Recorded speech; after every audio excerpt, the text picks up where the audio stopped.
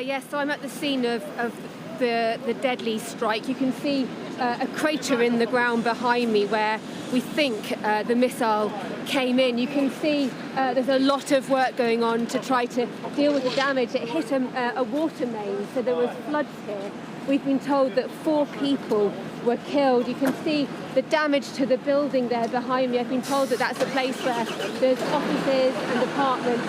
This area, this building has been struck before, so some of the damage was from then, but then devastating destruction this morning. And if you come with me over here, that has been destroyed. We were told that there were 2 people that were killed in the minibus, and then also over here where there's a McDonald's. This is actually also the entrance to the underground. This is central Kyiv. It's a very busy area. The strike happened though very early in the morning. We were actually just down the road at our hotel. We heard 2 incoming impacts before the air raid siren hit it. It was about just before 10 to 6, just around 10 to 6 in the morning. We were told that 1 person was killed at the underground station. In total, the authorities say that the death toll is 4 and at least 3 people injured, maybe more. If I spin the camera around here, you can also see that in the probably from the blast wave, that there's been lots of destruction to buildings.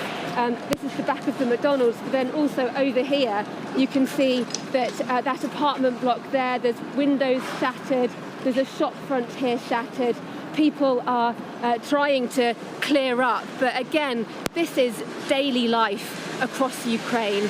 3 years into Russia's full-scale war, people waiting, wondering what's coming next when Donald Trump comes to the White House.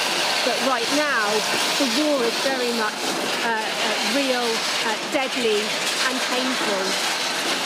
Deborah, this is incredible eyewitness journalism at the scene. The full story first, of course. This is just days, isn't it, after Sir Keir Starmer was there on his visit? Yes, he only came here on Thursday, and actually you'll remember our political editor was with him and at the presidential palace while he was meeting with President Zelensky. There was a Russian drone overhead that was shot down. Again, so you can hear this is a destroyed metal being moved away. Obviously it's chaos, but actually the emergency services here, unfortunately, they are all too familiar with this kind of strike. So there's a real sense of calm actually in dealing with the crisis. But yes, President Zelensky meeting with the British Prime Minister just a couple of days ago. Keir Starmer said they signed this what was called a 100-year partnership, and he said that the UK would play its full part in ensuring Ukraine's security in the future and stopping this country from being vulnerable to attack. But the reality is the attacks are happening now. The war is very much being fought in the east, also in the south, and then there are these waves of missile and drone strikes hitting across the country. The Ukrainian military said that in terms of the strikes today, there were in total 4 ballistic missiles, some 39 drones. Many of those drones were shot out of the sky. 2 of the ballistic missiles were shot out of the sky, but as you can see from the damage all around me, there were hits and people's lives have been lost and livelihoods shattered. Deborah, we've got to stick with you because a lot of people now are talking about Donald Trump, president-elect, and his claims that he'll solve this war in 24 hours. All eyes will be on him, won't they, from Monday? Very much so. I mean, the US, like it or not for the Ukrainians, US military support has been absolutely critical in enabling the military to initially withstand that full-scale invasion on the 24th of February 3 years ago, and then to push back Russian forces when they captured territory in the south and also in the northeast with that Kharkiv region counter-offensive. And then you'll remember in 2023, the Ukrainians launched their major counter-offensive, which didn't succeed.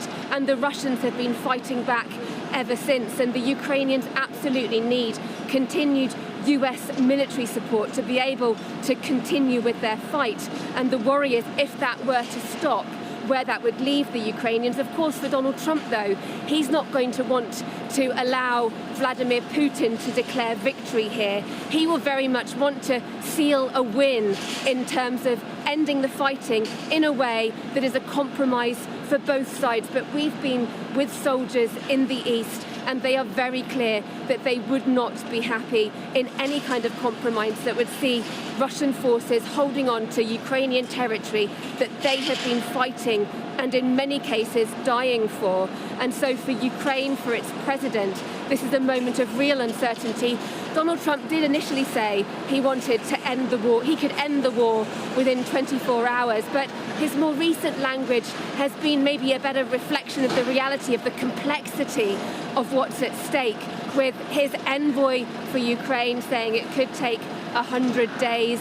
There's also been talk about it maybe taking 6 months.